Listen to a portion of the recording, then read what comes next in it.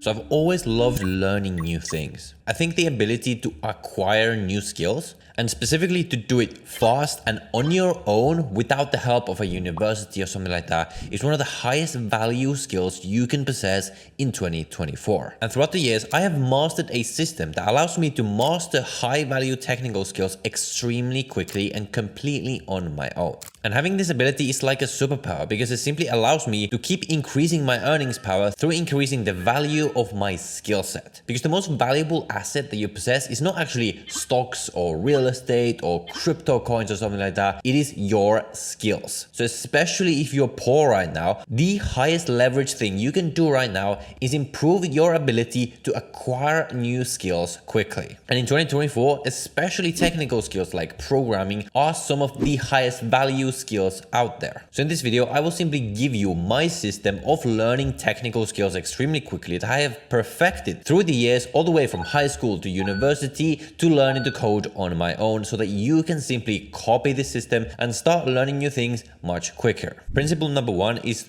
do not memorize anything. And this might surprise many people because in the school system, in university, we are sort of conditioned to learn things through trying to memorize things. Like it's just the first method we think of when it comes to learning. But humans don't actually acquire skills through memorization. Memorization is good for learning information. Like if you need to remember when the Second World War started, you kind of need to memorize that piece of information. But when it comes to learning skills, especially technical skills like coding or any other skills like learning a language or learning to ride a bike or something like that, you don't learn these things through memorizing. Your goal should always be to understand how something works rather than remembering how to perform something mechanically. Because you can memorize how to write an if statement in Python or how to write up an API, but really in the long run, if you don't fully understand what an if statement is, how it works, and you don't understand how an API works, you're not going to be able to apply these things when they are actually relevant. And with technical skills, I find that the best way to understand things rather than memorize them is just to build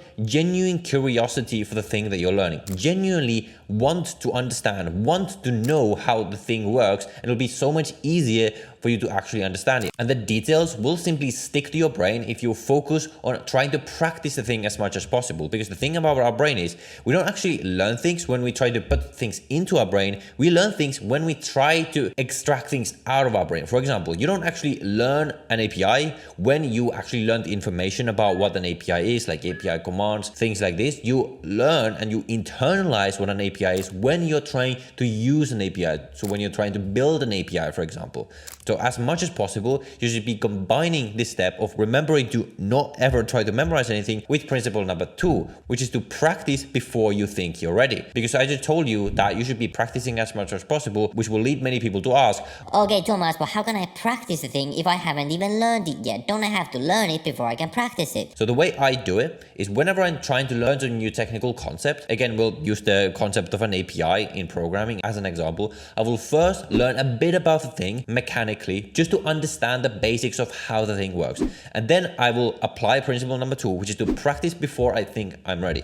Before I even think that I'm ready to build an API, I will simply try to build a very, very simple API, which will then teach me how to apply. And in trying to build it, I sort of realize where I have gaps. Because maybe I realized like, okay, I didn't fully understand whether I should use a post command or a get command. And I will realize that when I actually need to use one of these commands and I don't know which one I should use. So then I can go check that detail of, okay, what is a get command, what is a post command, etc. And the key is to try to apply the thing as many times as possible in as many different contexts as possible. So after you learn the basics of what an API is, you try to understand what an API is, and you understand the high level of what an API is, I will try to build as many different kinds of APIs as possible. And as you do this many times, your brain sort of just builds an understanding of what an API is, and it understands how to apply and when to apply, because your brain has sort of seen that concept in so many different contexts already. And to aid in this understanding even further, we can go to principle number three, which is the explain to mom test. Now, I learned this while I was studying math in high school.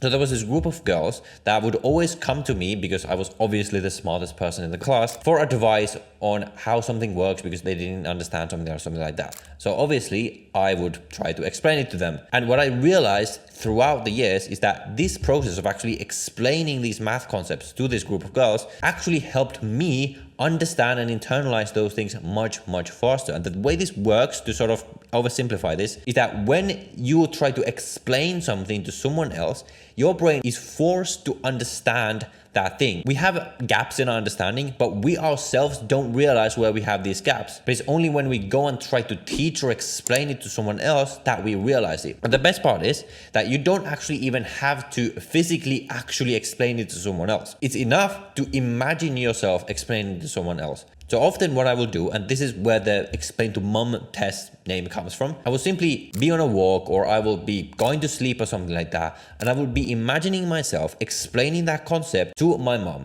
So why my mom? Well, it's because my mom isn't exactly the most technical person in the world. So if I can explain something complicated to my mom, that must mean that I understand it. Because in order to simplify something complex requires very, very deep understanding of that thing. But even if you do all these 3 principles properly, but you don't do principle number 4, nothing's still gonna work. Because what we have done so far is we have essentially pointed our ship in the right direction. As in, we have figured out what are the right ways for our brain to actually acquire something. But if you don't actually do those things, then obviously nothing's gonna work. So principle number 4 is to just work as hard as possible. Now there's a lot of this BS of advice out there these days of like, oh, it's okay to not work hard. Working hard is toxic. We need work-life balance. Just work 1 hour a day. And if you wanna learn slowly, you wanna make progress slowly, sure, take all that advice about work-life balance and like not working too hard. You will eventually get there, but it's gonna take a very long time. But in this video, we're trying to learn fast. So the way you learn fast is you simply push the gas as much as possible. You need to make the ship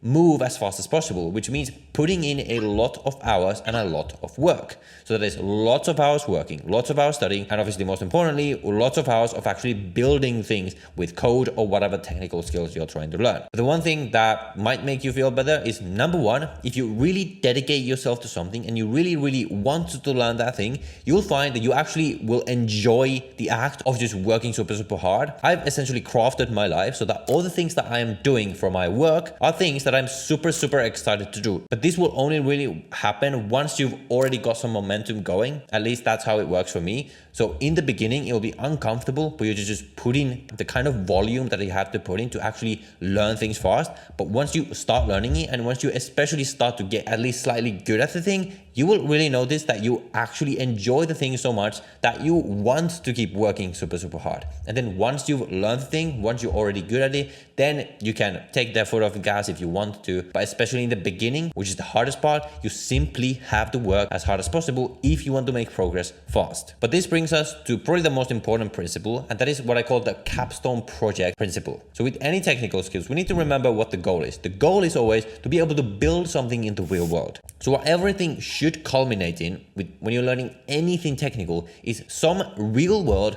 ideally quite complex project that you build with a ton of these new skills that you have been learning. For example, if you're learning AI, you should have some sort of project in your mind about AI or related to AI that you really, really want to build, that you really think would be cool if you had the skills to build that thing. And then number 1, having that project in your mind will sort of give you an outline of the kinds of skills that you should be learning. And as you go through these skills, as you sort of understand them, you practice them a bit, you can sort of tick them off. And then at some point, you can simply start building this dream project, this capstone project that you have in your mind. And it's only through building this real world project where you are applying these new skills in a real world context that you actually fully internalize all these skills. So the way I would do it if I was starting to learn to code again today is, before I even start, I would pick some project where I would think it would be so cool if I could build that thing. And it should be the kind of project where it's sort of overwhelming, where you sort of don't even believe that you could actually be able to build it one day. And in the process of building the thing,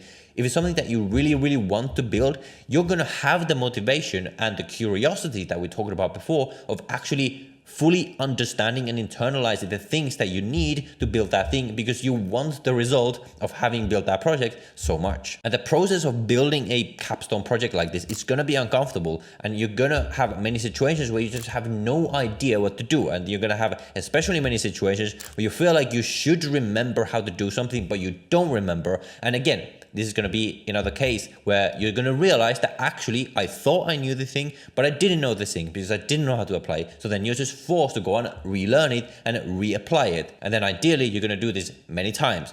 again and again and again. And if you're looking for ideas for what these kinds of projects could look like in the context of coding, you can watch this video right here where I specifically go through 5 super impressive Python resume project ideas. So if you're specifically learning Python, you might want to watch this video and just pick one of these projects and just start building them or learning the skills toward being able to build them. So go watch that video next. I'll see you in the next one.